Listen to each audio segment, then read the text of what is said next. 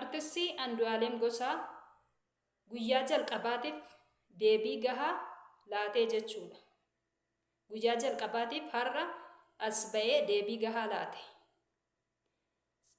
Waa'ee du'a haadha manaasaa Qananii jechuudha.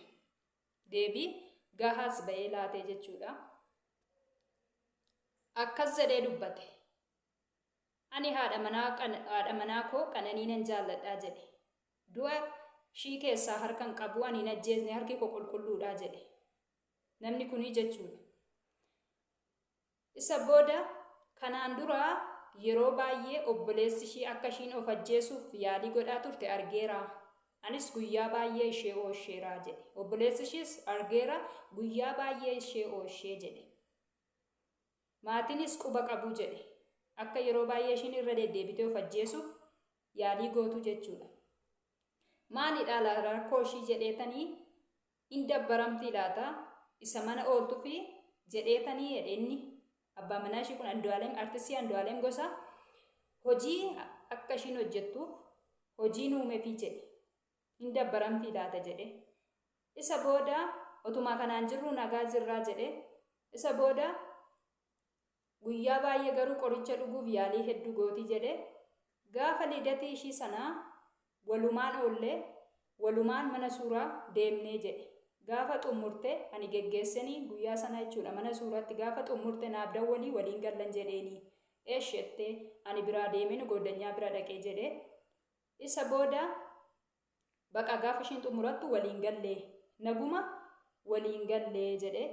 Isa booda halkan kaasa kaateetu na bukkeedhaa kaatee deemte. Ani immoo ishiin turraan na shakkee gadi ba'ee jedhe. Ishee barbaacha. Gaafan ishee barbaadu kichinii seenteedhe. Isa booda iddoo kushinaa jechuudha. Isa booda gaafan manicha ishiin jirtu seenee saamunaa dhugaa jirteette joogitti naqxee saamunaa dhugdeedhe. Maaliif kana gootaa? Waadaa naaf hin galle aniifati waadaa waliin hin galle waan akkasiitti hin deebiin jennee walii kakallee jedhe. Maaliif akkas gootaa? Maaliif wanta akkasii ofirratti raawwattaa? Sumaafis naafis gaarii mitiin jedheetti dubbadhe. Kana booda bakka aniifati waliin hin jiraannu maatii keettan siima maatii keettan si dawwalaa hin jedheetti dubbadhe. Maaf kana goota maatii keettan himaa bakka kanaan caala waliin hin jiraannu. Maaf lubbuu kee balleessitaa jechuu ni danda'a. Isa booda ishiin siifaa bal'atu bakka jetteetu fooqirraa gad darbatteedhe. Ammanani qulfii qollofamee jiru banuuf akkasitti garagaru isheen fooqirraan of darbattee jedhe. Gaafan ishee ilaalu ishiin kufteerti ani iyyuu malee ishee oolchuu hin dandeenye. Akkatti of darbatte malee harki koo qulqulluudha. Ani jaarsolii fi abbootii gadaa kanan ergee fi gumaa kaffaluuf miti harki koo qulqulluudha. Kanan isaan ergee fi ani dhugaa koo isaa baasanii dhugaa isaanii isaa baasanii dhugaa jiru gama lamaan ilaalanii haa dubbatanii jedheetanii. Qananiin deemteetti silayyuu garuu ani abbaa fi haadha Qananii maatii Qananii fi anaaf isaan gidduutti hariiroon addan citiin jedhee dhugaa keenya isaa baasan jedheen jaarsolii abbootii gadaa erge malee ani gumaa baasuuf miti harki koo qulqulluudha. Ani ishee nan jaalladha. Gorsannee wal deebinu malee waan akkasii irratti raawwadhu harki koo qulqulluudha gumaa baasuufis miti. Hariiroon keenya akka addan cinneef yookaan immoo akka dhugaan gama lamaanuu ilaalamee mul'atuufi jedheetanii yaade. Kanaaf jaarsoliif abbootii gadaa ergee jedhe. Kanaaf uummanni Oromoo anaafis naa beekaa'u jedhee as ba'ee miidiyaatti dubbatee Andu'aalem Gosaa artistii Andu'aalem Gosaa jechuudha. Guyyaa irraa kana akkas jedheetu yaada isaa kennate.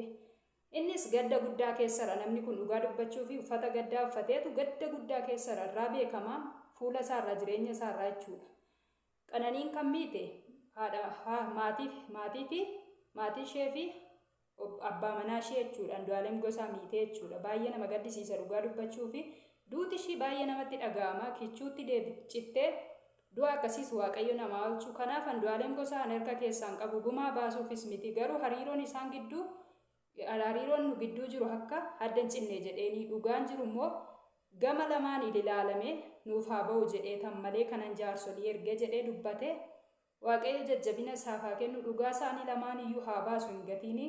Ishiin immoo mootummaa isaa keessatti waaqayyo haa yaadatu jenna. Baay'ee nama gaddisiisa. Viidiyoo biraatiin immoo walitti deebinuutti nagaan naaf tura. yuutuubii koo immoo sabiskiraayib laayik sheer naa godhaa na jajjabeessaa isiniin jedha.